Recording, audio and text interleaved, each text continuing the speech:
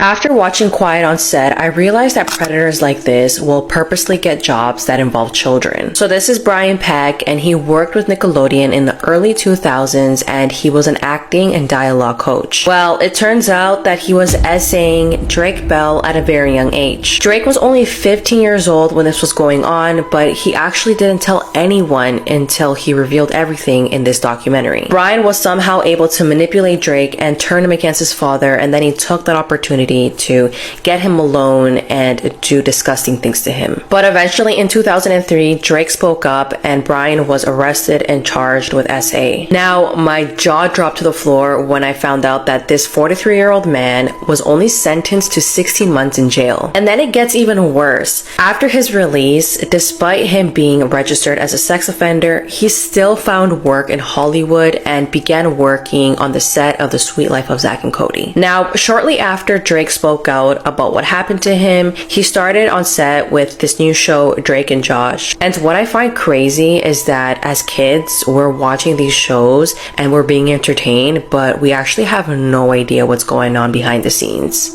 So this guy tried to rob this small store, but had no idea just how nice the owners would be about it. Basically, in 2022, a young man walked into a small phone shop in England and then tried to make a run for it with 2 iPhones worth over $2,000. Unfortunately for him though, the store's owner, Afzal Adam, had installed an automatic door lock over COVID to prevent robberies exactly like this one. The minute this thief realized that he was locked in, he was really embarrassed. He began giving excuses like, "My friends outside forced me to do this," trying to convince the owners not to press charges. But to this guy's incredible surprise, Afzal wasn't angry at all and just immediately let him go. On top of that, afterwards, Afzal even posted this footage on social media, inviting the thief back to their store if he needed help. He said that he understood that times were tough and he wanted to help this young man go down the right path before it was too late. It's unknown if the guy ever did come back, but Afzal credits his Muslim faith for teaching him to be forgiving and understanding.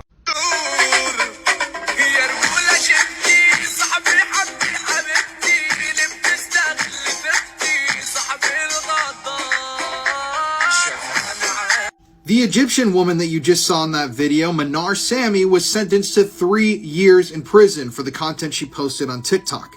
But what exactly was she posting on TikTok that got her sent to prison? Well, nothing out of the ordinary. Dancing, lip syncing, and basic innocuous content. But she was arrested in 2020 on charges of, I'm going to read this to you, inciting debauchery, immorality, and stirring up instincts. Yes, she was arrested for immorality and inciting debauchery with her dancing TikTok videos. Well, Manar, like I said, was eventually sentenced to 3 years in prison. This happened back in 2020 when a number of Egyptian female TikTok influencers were randomly targeted and sentenced to prison time. After being found guilty, she was also ordered to pay 300,000 Egyptian pounds to the government. She did eventually get out of prison though, and she's still active here on TikTok. And over on Instagram too. I just couldn't believe it when I saw that video and saw that content like that got her sentenced to 3 years in prison. It's pretty wild to me.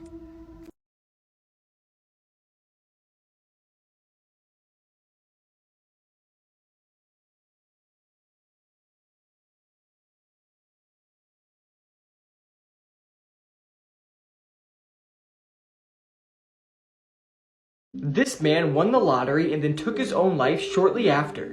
In June 1997, Billy Bob Harrell Jr. became a millionaire overnight after winning the 31 million Texas Lotto jackpot. Billy Jr.'s life before winning was full of financial struggle, and him, his wife, and their 3 children battled every single day to make ends meet. So the lottery win initially changed his family's life. Billy quit his job, took a family trip to Hawaii, and generously donated to his church and helped friends and family. However, his newfound wealth led to a lot of old friends and acquaintances asking him for financial assistance on almost a daily basis. This forced him to change his phone number. Over the course of the next year, his life began to slowly unravel, leading to him separating from his wife. On May 22nd, 1999, just shy of the 2-year anniversary of his big win, Billy Bob Harrell Jr. tragically ended his own life. Billy had expressed his unhappiness to a financial advisor shortly before his passing, telling them, "Winning the lottery is the worst thing that ever happened to me." This is the terrifying image of a woman cowering on her rooftop, trying to escape an intruder when he pops up behind her. What happened to this woman is like something off a horror film. It was September 2014 and Melora Rivera was at her home in California. Unfortunately for her though, she was not home alone on the day in question, although she was initially unaware of this. Melora worked as an actress and actually had a part in the Whitney Houston film Sparkle. She was in her bed when she noticed somebody in her property. He had apparently broken a panel to reach inside and unlock one of the doors. Terrified, the woman tried to escape onto the roof to alert authorities. She managed to balance up on the roof and ring 911 before, terrifyingly, he jumped up and appeared behind her. This image was captured by a passerby. Thankfully, police arrived on the scene and the man was arrested. He was identified as 29-year-old Christian Hicks. He was swiftly arrested and the woman was rescued off the roof by the fire brigade. It's just a cigarette and it cannot be that bad. Honey, don't you love me and you know it makes me sad. It's just a cigarette like you always used to do. I was different then, I don't need them to be cool. Whatever you do, never go searching for this video. These 5 friends were forced to kill each other by the Mexican cartel. These 5 young, aged from 19 to 22, were looking for some sort of employment, and they were promised a high-paying job at a call center. But when the alleged contact was taking them to meet the people for the job, it actually turned out to be a whole scheme to recruit them to the Mexican cartel. And when all 5 of these boys said they didn't want to join, the cartel then said okay and tied them up, taped their mouth and took a picture, and then recorded one of the friends killing all the other 4 friends. And after that, they put the 5th one, who just killed all of his friends, into a car and set it on fire. I am telling you right now, do not go searching for this video because you will find it. And trust me, you do not want to see something like this. This case is absolutely horrific, and the fact that this happens way more often than we think is just extremely scary and disturbing. It's just sad that these young men were just trying to get a job and make some money for themselves. But instead, it turned into a living nightmare. Rest in peace, these 5 young men.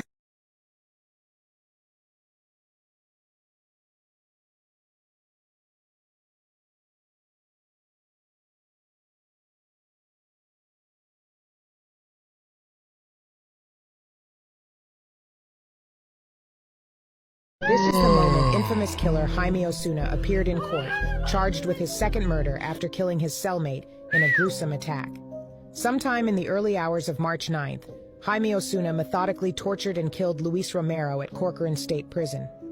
Osuna is accused of using a makeshift knife to decapitate and dissect Romero, removing an eye, a finger, and a portion of the man's lung, as well as cutting his spine and removing his eyes. It is believed that the victim was conscious for a portion of the crime. New reports are raising questions about how prison guards missed the hours-long sadistic torture and beheading. Osuna was originally jailed back in 2011 for the brutal murder of Yvette Pina in a motel. He had this to say.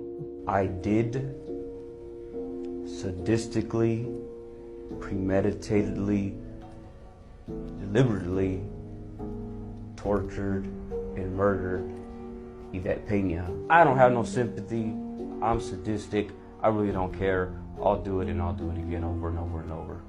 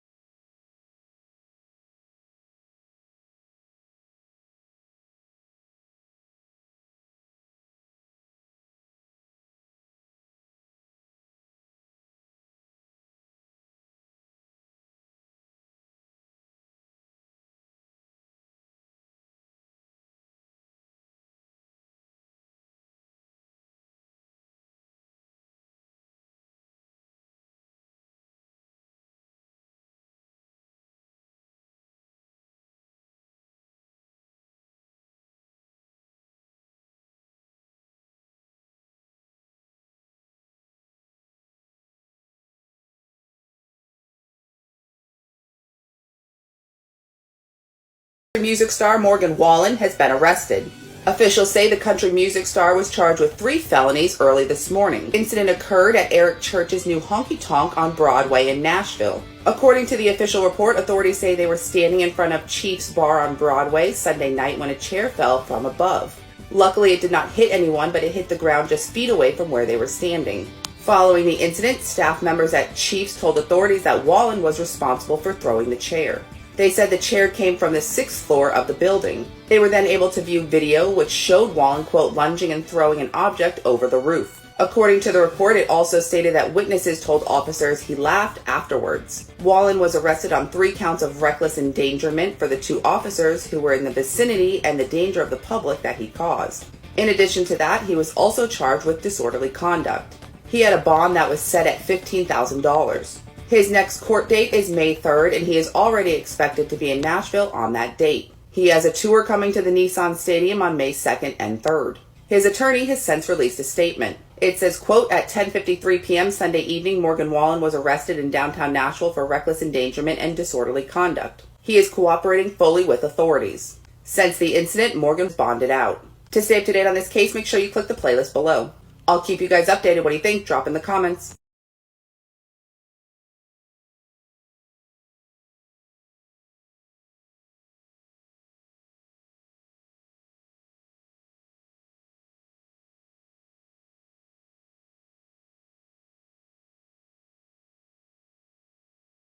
This is why you should never put your feet up on the dashboard of a car.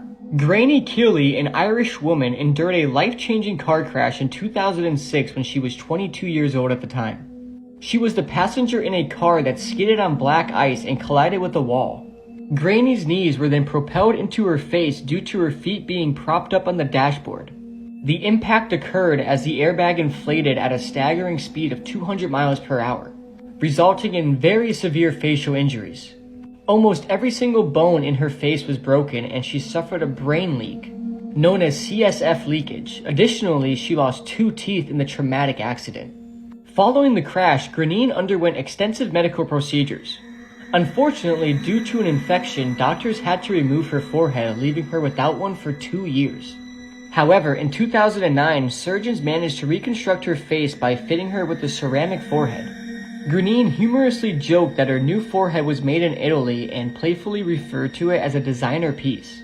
This is Granine today, and she is now 38 years old, and it looks like she didn't even go through this awful experience.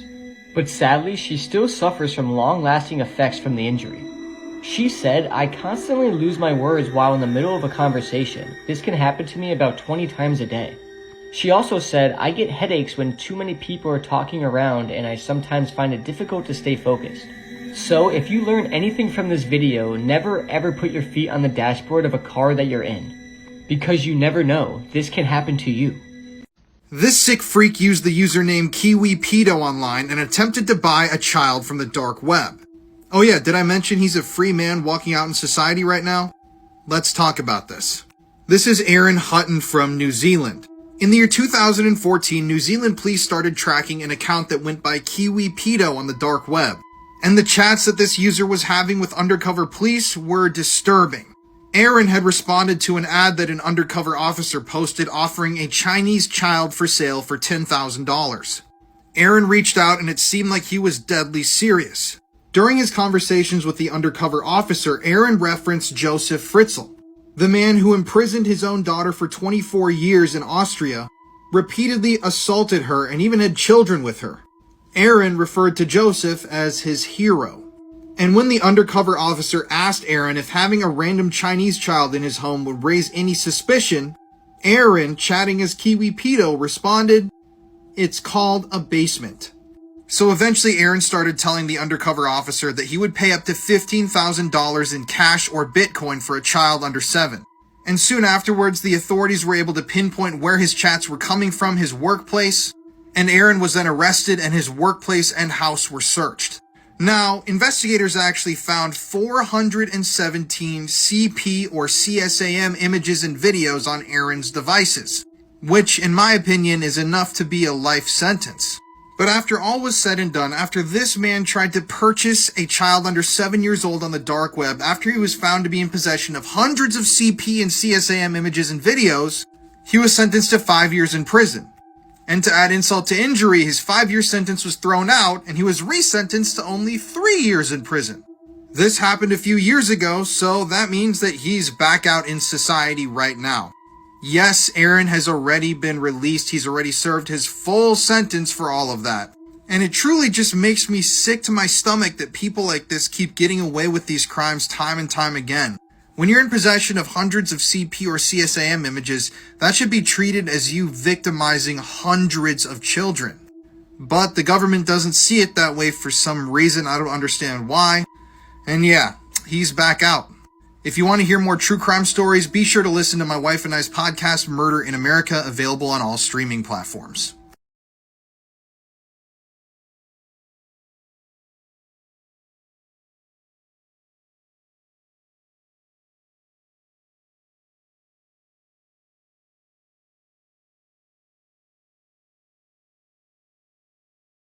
A 15-year-old boy has been stabbed to death in West Bromwich. Isaac Brown was attacked near the New Square shopping centre in the town centre just after 9:15 p.m. on Sunday. Paramedics pronounced him dead shortly after arriving at the scene, which remains cordoned off for forensic searches. In a tribute, the victim's family described him as wonderful, loving, kind and happy. They remembered him as fun and mischievous, always smiling and always there to help. They added, "We are unable to understand what has happened," the family said in a statement issued through West Midlands Police. "We just want him back." West Midlands Police have confirmed a 17-year-old boy has been arrested yesterday on suspicion of murder. He remains in custody and is being questioned. Police also confirmed they were reviewing CCTV footage from the area and are appealing for witnesses to come forward. A detective inspector from the Force's Homicide Unit added, "Our thoughts remain with the friends and family of Isaac, and we have specially trained officers in place to support them. We hope the arrest provides some reassurance to the community as we understand the concern the tragic incident has caused to those living, working, and visiting the town centre." The fact that this man who worked with kids for so many years was good friends with John Wayne Gacy, one of the most disturbing serial killers, is insane. And if you don't already know, John Wayne Gacy was also known as the Killer Clown, but in the 1970s, he arred and murdered over 30 young men and teenage boys, and he actually buried a lot of them under his house. So while John was in prison, him and Brian became pen pals, and Brian actually kept all his letters from John in his nightstand. John also drew this clown painting for Brian, and in the back he wrote, "To Brian, I hope you enjoyed the painting. Best wishes, your friend John Wayne Gacy." This was revealed for the first time in the documentary Quiet on Set. I noticed a painting in the room that stuck out to me because it had nothing to do with Planet of the Apes. It was of a birthday clown holding balloons. And Brian got very excited when I asked him about it. He flipped the thing around, and on the back it said, "To Brian, I hope you enjoy the painting. Best wishes, your friend, John Wayne Gacy." It was a self-portrait of serial killer, John Wayne Gacy. At this point, I'm like 14. I didn't know like the details, but I knew like this guy's a serial killer who like killed a lot of young men and boys. My instinct was like, everyone has to see this. And so like all the parents and the kids come into the room, and then Brian presents the painting again. And Brian actually developed a pen pal relationship with John. He kept like this pile of letters and photos from John Wayne Gacy in his nightstand next to his bed, and he like pulls them out and starts showing them to me. Your instinct is to give someone the benefit of the doubt if you've known them for that long, even in the face of like this really bad sign. It was one of those like classic failures of group psychology. This man who was like trusted as basically a supervisor of kids is not safe. Something very strange and shady is happening in South Australia because 5 Vietnamese exchange students, all from the same school, had mysteriously disappeared, and not even at the same time, over the course of a month. This is 17-year-old Sunny Nguyen, who's the 5th and most recent teenager to disappear when she disappeared on Monday, January 8th. For the last 6 months, Sunny has been living with her host family, the Zervases, who live in South Plympton in Adelaide, Australia. On the evening of Monday, January 8th, Sunny has dinner with her host family, and then roughly around 11 p.m. that same night, her host mother realizes that Sunny is not in her home, tries to call her, realizes that her phone has been turned off, and then also immediately notices that all of her social media has been deleted. And when they realize that she's not just in the house somewhere, they call the police at 11:30 p.m. Sunny, who lives at the Zervases with 2 other foreign exchange students and her best friend, was supposed to start her 11th year at Hamilton Secondary College. Sunny has 3 years left on her student visa and was seemingly having a great time with the people that she lived with, as evidenced by this video where they were singing along to one of her favorite artists, Taylor Swift.